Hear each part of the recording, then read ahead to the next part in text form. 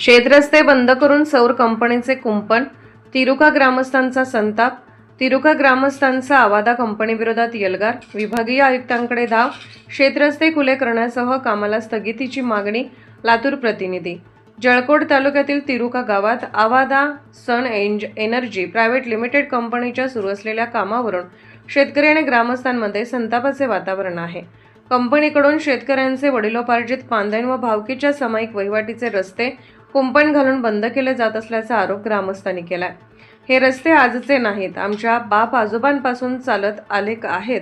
मग आता अचानक हे रस्ते बंद कसे काय, असा सवाल ग्रामस्थांनी उपस्थित केला आहे. याबाबत तिरुका गावचे सरपंच, उपसरपंच, तंटामुक्ती समितीचे अध्यक्ष व ग्रामस्थांनी शुक्रवारी दिनांक 21 ऑगस्ट 2026 रोजी लातूर येथे विभागीय आयुक्त जी श्रीकांत यांची भेट घेऊन निवेदन दिले. बंद केलेले शेतरस्ते तातडीने खुले करावेत, कंपनीच्या कामाची प्रत्यक्ष पाहणी करून चौकशी करावी, चौकशी पूर्ण होईपर्यंत कंपनीच्या कामाला स्थगिती द्यावी अशी मागणी ग्रामस्थांनी केली. नकाशावर रस्ता नाही म्हणता मग वर्षानुवर्ष आम्ही कुठून गेलो. ग्रामस्थांच्या म्हणण्यानुसार भावकीच्या वाटण्या झाल्यानंतर प्रत्येकजण आपापल्या शेतात जाण्यासाठी परस्पर संमतीने ठराविक रस्त्याचा वापर करीत आला आहे. कागदोपत्री स्वतंत्र नोंद नसली तरी हे रस्ते पिढ्यानपिढ्या प्रत्यक्ष वहिवाटीत आहेत. मात्र आता गाव नकाशावर रस्ता दाखवत नसल्याचे कारण पुढे करून कंपनीकडून या रस्त्यावर फेन्सिंग करण्यात येत असल्याचे ग्रामस्थांचे म्हणणे आहे. रस्ते बंद झाल्यामुळे शेतकऱ्यांना आपल्या शेतात जाण्यासाठी मोठा वळसा घ्यावा लागत आहे. काही शेतकऱ्यांना 5-6 किलोमीटरचा फेरा मारावा लागत असल्याचे ग्रामस्थांनी सांगितले. ट्रॅक्टर, बैलगाडी आणि शेतीची यंत्र सामग्री शेतात नेणेही अडचणीचे झाले असून वेळेवर मशागत कशी करायची असा प्रश्न शेतकऱ्यांसमोर उभा राहिला आहे. कंपनीच्या कामामुळे माळावरून पावसाचे पाणी नदीकडे जाणारे नैसर्गिक नाले बुजवले जात असल्याचा आरोप ग्रामस्थांनी केला आहे. नाले बंद झाल्यास पावसाळ्यात पाणी शेतात घुसून पिके व जमिनीचे नुकसान होण्याची भीती ग्रामस्थांनी व्यक्त केली. गावातील शासकीय पाझर तलावाभोवतीही तारेचे कुंपण करण्यात आल्याचे ग्रामस्थांनी सांगितले. या जागेची प्रशासनाने प्रत्यक्ष पाहणी करून वस्तुस्थिती तपासावी अशी मागणी करण्यात आली आहे. शेतकऱ्यांच्या शेतात जाण्याचे रस्तेच बंद झाले तर शेती कशी करायची असा सवाल करत ग्रामस्थांनी प्रशासनाने तातडीने लक्ष घालण्याची मागणी केली आहे. बंद केलेले शेतरस्ते, पांदण रस्ते खुले करावेत, नैसर्गिक नाले मोकळे करावेत आणि कंपनीच्या कामाची चौकशी होईपर्यंत काम थांबवावे अशी मागणी ग्रामस्थांनी केली आहे. प्रशासनाने या मागण्यांकडे दुर्लक्ष केल्यास लातूर जिल्हाधिकारी कार्यालयासमोर सर्व ग्रामस्थ एकत्र येऊन बेमुदत आंदोलन करण्यात येईल असा इशारा तिरुका ग्रामस्थांनी दिलाय. या निवेदनावर तिरुकाचे उपसरपंच तथा जळकोट काँग्रेस कमिटीचे तालुका अध्यक्ष मारुती पांडे, व्यंकटराव कटके, दिगंबर जाधव, गोपाळ पांडे, पद्माकर पांडे, दयानंद गिरधवाड, शिवाजी पाटील, बापूराव जाधव यांच्यासह ग्रामस्थांच्या स्वाक्षऱ्या आहेत. काय नाव आहे तुमचं आणि काय मागणी येतात? मी तिरुका सरपंच, ग्रामपंचायत तिरुका येथील सरपंच. आमची मागणी, आमच्या तिरुका येथे आवादा कंपनीची सौर ऊर्जाची कंपनी आलेली आहे आणि शेतकऱ्यांनी काही जमीन दिल्यात, काही शेतकऱ्याची जमीन राहिली. 450 एकर जमीन दिली आणि 450च्या वर अजून राहिले आहे. आमच्या इथली 1165 एकर जमीन आहे पूर्ण एकूण गावाची. त्याच्यापैकी 450 एकर जमीन गेली आहे आणि बाकीची राहिलेली जमीन लोक द्यायला तयार नसल्यामुळं त्यानं ते आवादा कंपनीची वाद द्यायला तयार नाही राहिलेल्या जमीनला. आम्हाला अडचण आणलेलं आहे आणि आम्ही कुठेही जाऊन कुण्याही अधिकाऱ्याला जर कळलो तर आमचा न्याय लागत नाही. आमचे एक म्हणणं आहे, आमची शेतकऱ्याची वाद द्यावं आणि आमची अडचण साहेबांनी दूर करावं असं आमची मागणी आहे. आणि नाही जरी झाली तर आम्ही तिथं मरणार. आमच्या शेतकऱ्याचं जीवन शेतात आहे, आमची माय तिथंच आहे. आम्ही मेल्याशिवाय तिथं राहणार नाही. आणि ते तळ्याची जमीन आज आपल्या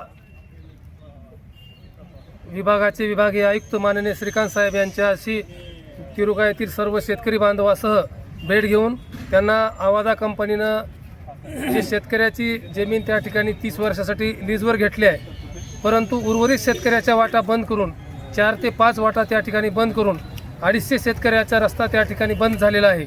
याबाबतचं निवेदन आम्ही माननीय तहसीलदार जळकोट यांना दिले, माननीय पालकमंत्री शिवेंद्रराजे भोसले साहेब यांना दिले, माननीय जिल्हाधिकाऱ्याला दिले, आज माननीय विभागीय आयुक्ताला ते निवेदन दिले. आणि आमची अशी एक रास्त मागणी आहे की आम्हाला जे काही वहिवाटीप्रमाणे पूर्वीचे जुने रस्ते आहेत वडिलोपार्जित, ते रस्ते कायम ठेवून कंपनीने त्यांचा प्रोजेक्ट करावा. परंतु कंपनी तसं न करता सर्व रस्ते बंद करून शेतकऱ्याची अडवणूक करत आहे आणि शेतकऱ्याला रस्ते न दिल्यास ते शिल्लकसुद्धा राहिलेले शेतकरी आम्हाला नाईलाजानं जमीन तर आम्हाला देतील ह्या अपेक्षेने त्यांनी शेतकऱ्याला प्रेशर करत आहेत आणि काही शेतकऱ्याला खोटं बोलून तुमच्या मुलाला नोकऱ्या लावतो कंपनीत म्हणून जमिनी त्यांनी घेतलेल्या आहेत ताब्यात, परंतु त्याही शेतकऱ्याच्या मुलाला कुठली नोकरी मिळाली नाही तरी. आणि दुसरा विषय आहे, आमचे जे काही सरकारी पाझर तलाव आमच्या गावात 5 पाझर तलाव आहेत.